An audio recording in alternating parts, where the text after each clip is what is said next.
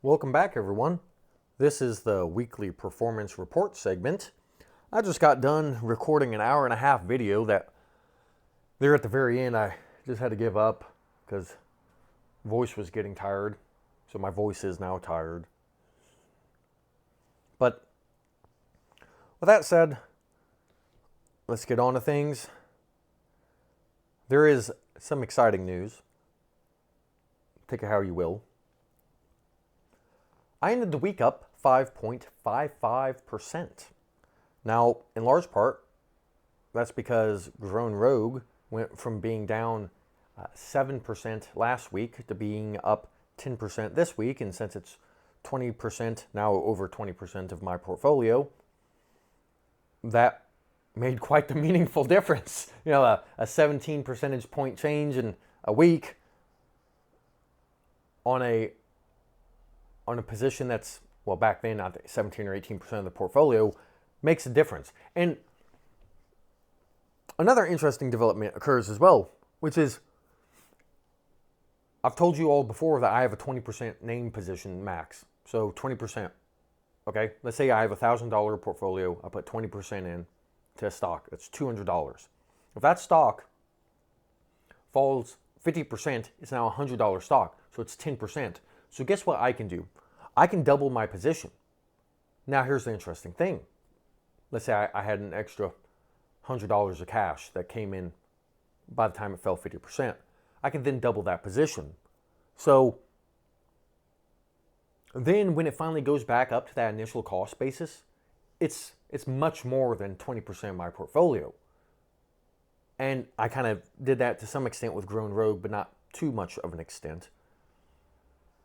But when it was falling, I bought more. And then now that it's back, well,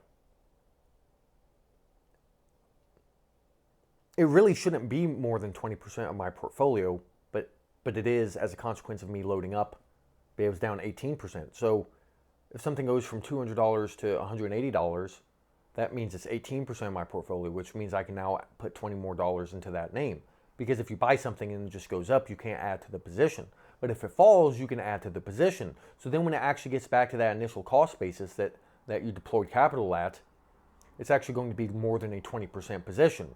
Now, that's a good thing if the trade works out, and it's a horrible thing if it doesn't. So keep that in mind. But nonetheless, I'm up 5.55%.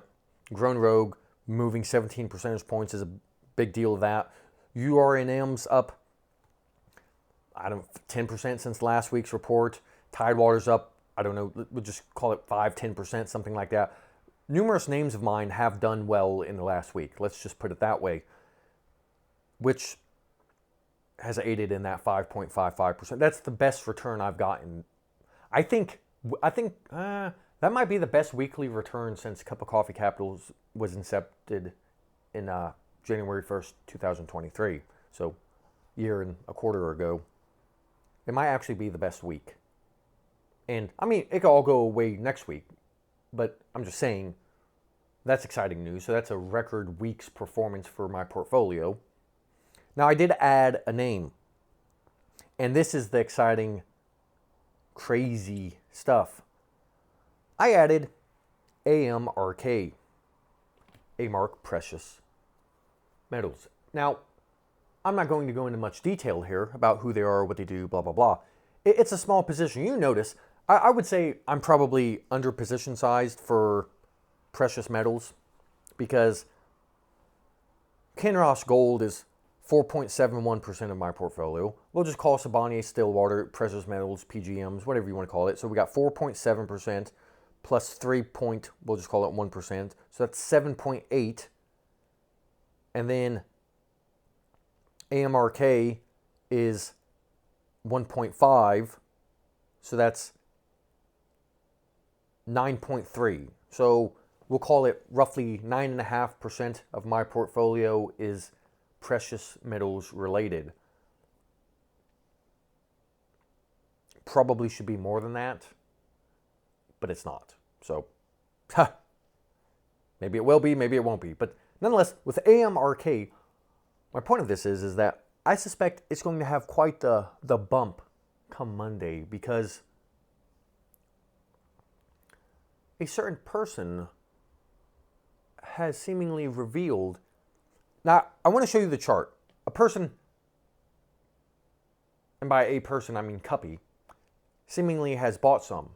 And if I knew that, I would have bought more. I mean, let's keep it real. Had I known that, I would have definitely bought more.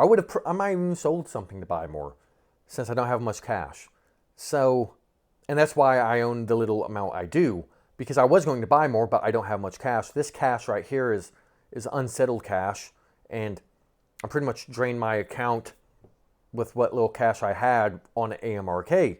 So, seemingly on the Market Huddle podcast, I've not listened to it yet. I did fast forward to him talking. Seemingly he bought some. I don't know the details. I haven't listened to it. Go listen to it yourself. But here we have a chart of it. AMRK. And I bought, you can see right here, this very last candle to the right. I bought pretty much at the top of that wick because, why not be an idiot like that? And what you'll notice here is this double bottom, pretty much, formation on, call it November, it bottomed, and then late February, it bottomed. We'll just call that double bottom, okay? And I wanted to see if it was going to break out of this double bottom pattern, because that's how things work. Now, you'll notice over here on RSI, it's oversold. I know it's a bunch of technical crap. Maybe you care, maybe you don't care. I don't really care if you care or don't care. I'm telling you what I do, in part. And so I was waiting for that to happen. Well, first of all, I was waiting to get cash in my account because I've been running like bone dry on cash. And so I needed cash to even buy the stock. And I ended last week with like $1 or something. So I needed more cash for my weekly deposit to buy this stock.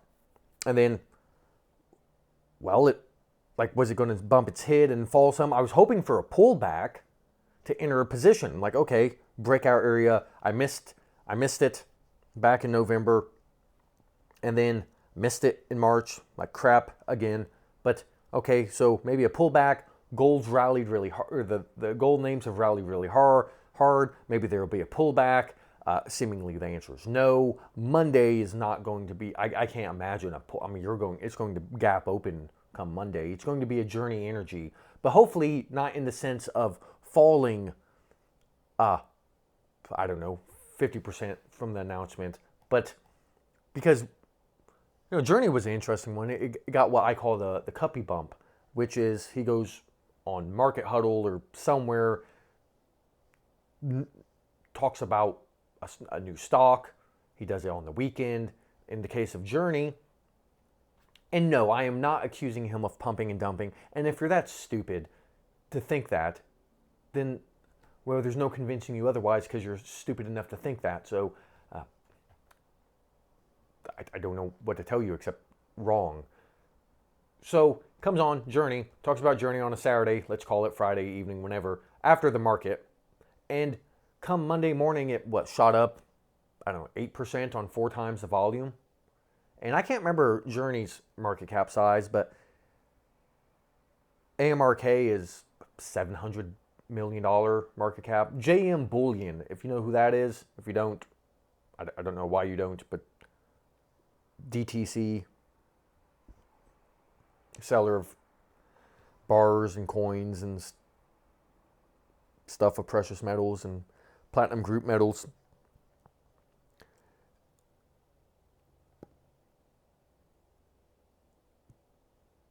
My point is it's $700 million market cap. I'm just curious how much it goes up. So why did I seemingly...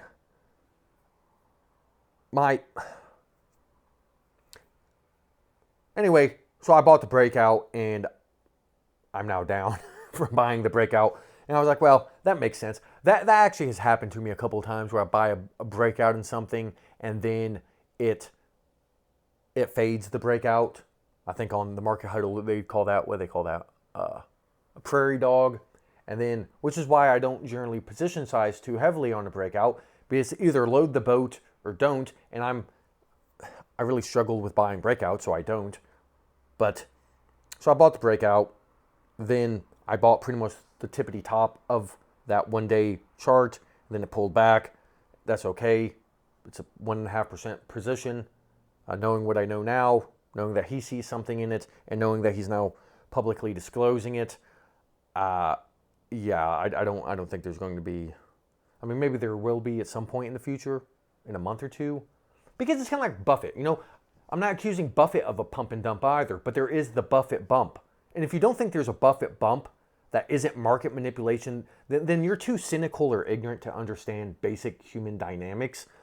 The Buffett bump is revealed. He bought something, and then normally that Monday is revealed on a weekend. That Monday, the stock gaps up, and then it trades up for a few days, maybe a few weeks, and then normally it retraces. I remember that with Louisiana Pacific when it was revealed that Buffett owned it. And then, which was kind of cool because I owned it before he owned it, or we bought closely at the same time. And then Barrick Gold, it happened with Barrick Gold. Like it ran up Monday, Tuesday, Wednesday, and then it fell back down Thursday, Friday.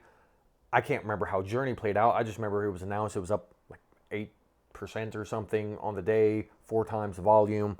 You know, these things kind of happen. Certain people, certain financial influencers, which normally is a derogatory term, but I'm not using it in that case here, say something, and then that does affect markets, especially when it's a $700 million market cap company, especially if there's low float. So anyway, this is why in part I bought it, waiting for that breakout. It broke out nice and strong. I didn't have the money to buy it before.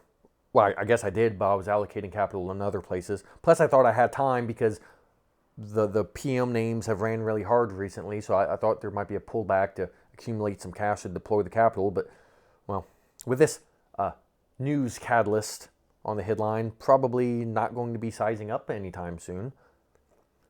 And then, so let's get back to the weekly performance report with that news. That was the exciting news. So I'm down on that. And I think I'll end it here. Like I said, I talked for an hour and a half already, so I'm kind of tired of talking. So with that said, I'll stop talking, and thank you for watching. And until next time, and don't forget that this is a reader-supported publication. To receive new posts and support my work, consider becoming a free or paid subscriber. Thank you. Until next time.